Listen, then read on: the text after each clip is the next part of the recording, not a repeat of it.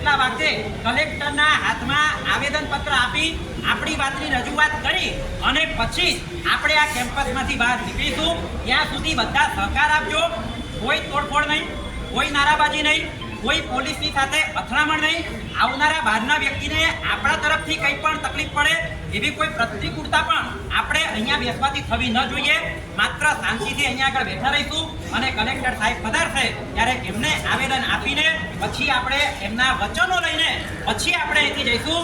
બાકી 80 વર્ષથી આ ભારત દેશને આઝાદી મળ્યા પછી આ અબોલ જીવોને બચાવવાના હોય, ગૌ રક્ષકોને બચાવવાના હોય કે સાધુ રસ્તા ઉપર વિહાર કરતા હોય ત્યારે અમારા સાધુ સાધ્વી આચાર્ય અને ગચ્છાધિપતિના સરેઆમ એક્સિડન્ટ થતા હોય આપણે બધા માત્ર અરજીઓ આપ્યા કરીએ છીએ અને એનાથી આગળ કોઈ કામ થતા નથી. હવે આપણે માત્ર અરજી આપવા આવ્યા નથી. આગળ વધીને ફરીથી કહું છું, કાનૂન લેવા માટે આપણે ભેગા નથી થયા. જે કાયદો બનેલો છે એ કાનૂને જ પાડવાનો છે.